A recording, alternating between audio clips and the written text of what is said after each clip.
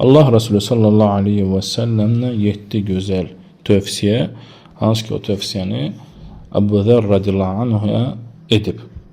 Necə ki hədisdə gəlir, İmam Əhmədin müsnədində gəlir bu hədis və gəlir ki, Əmrani Xalili sallallahu aleyhi və səlləm bis-səb'in. Mənim xəlilim 7 şey tövsiyə etdi. Əmrani bihubbil məsakin və dunubi minhum.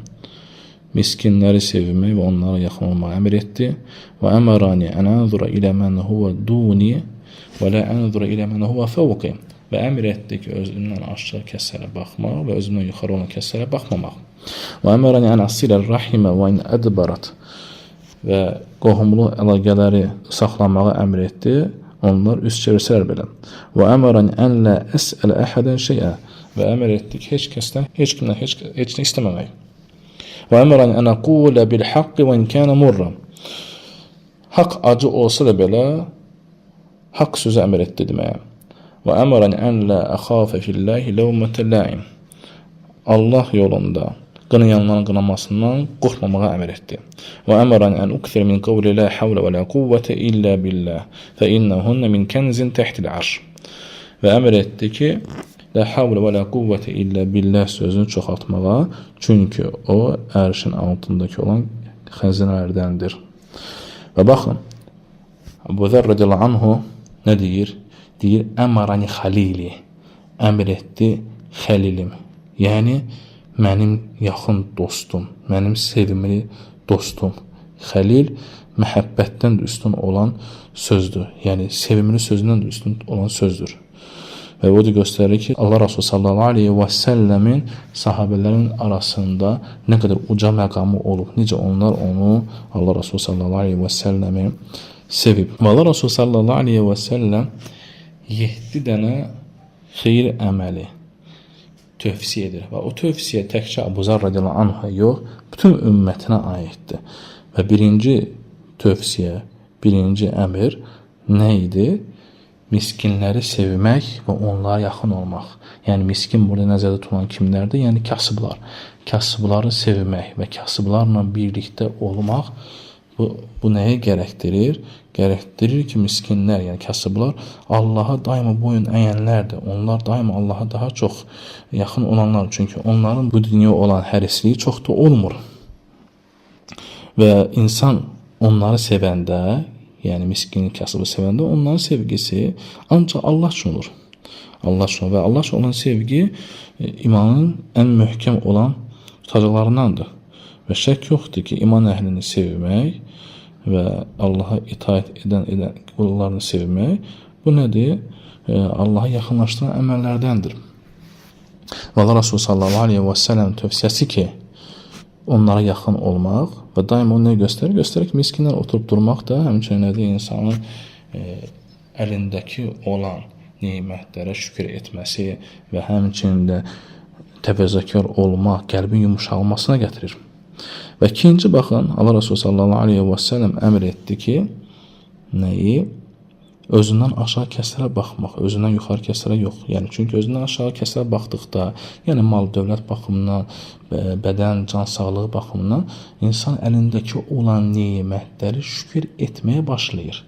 Və başlayır artıq özünlə məşğul olmayı, Allaha yaxınlaşmağa. Amma özündən yuxarı kəslərə baxdıqda, yəni var dövlət baxımından istəyir onlar kimi olmağa və başlayır dünya mallarına həris olmağa. Və dünya mallarına həris olduqca Allahın itaətindən uzaqlaşır. Və Allah Resulü sallallahu aleyhi və səlləm bu gözəl tövsiyəsi çox mühüm tövsiyədir ki, çoxumuz görürsən ki, özümüzdən yuxarı kəslərə baxırıq. Yəni, kimisə maşını var, kimisi evi var, kimisi nəyəsə varsa, başlayırıq onlarla yarışmağa, onlarla o şeylərə daha çox can atmağa ki, biz onlar kimi olaq. Hətta daha üstün.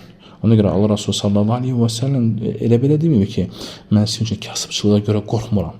Yəni, çünki qorxduğum o şeydir ki, sizə Allah subhanət hala dünyanı açar, yəni bol ruzi verər və siz bir-birinizdən, özünüzdən öncəki həkimə yaraşdığınız kimi yaraşarsınız və necə ki, sizdən öncəki həkimə həlak olduğu kimi siz də həlak olasınız. Və doğrudan da bu şey mühüm məsələlərlə insanların azlığı və şəhvətlərə uymasının səbəblərindəndir ki, özündən yuxarı kəslərə baxır. Və sonra Allah Resulü sallallahu aleyhi və səlləm nəyi tövsiyə edir, nəyi əmr edir? Üçüncü məsələ tövsiyəsi, hansı ki, qohumluq əlaqələrini saxlamaq. Hətta o qohumluq əlaqələr, hansı o qohumlar ki, sənə üz çevirir, sənə əlaqəni kəsməyə çalışır, səni evə gələndə, onun evinə gələndə, onu ziyarət etdikdə səninlə gözəl rəftar etmir. Buna baxmayaraq Allah Resulü sallallahu aleyhi ve sellem nəyə əmr edir? Onunla əlaqə saxlamaq. Onunla əlaqə saxlamaq və şək yoxdur ki, qohumluq əlaqəsində çoxlu mükafat var və Allah Resulü sallallahu aleyhi ve sellem deyir ki, kim istəyirsə onun ruzisi və ömrü artsın, qoy qohumluq əlaqəsini saxlasın.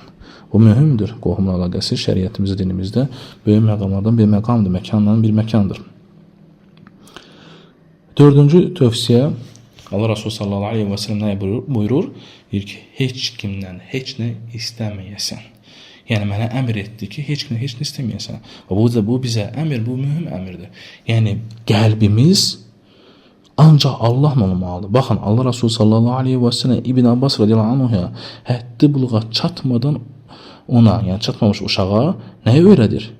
Və izə səəltə fəsəlillah və izə istə'antə fəstə'in billah. İstədikdə ancaq Allahdan istə, kömək istədikdə ancaq Allahdan kömək dilə. Yəni Allah Resulü sallallahu aleyhi ve sellem həddi buluğa çatmayan uşağı bunu öyrədir və bu uşaq bunu dərk edib başa düşüb və sonra isə həddi buluğa çatdıqda bu hədisi bizə öyrədir, bizə çatıb bu hədis.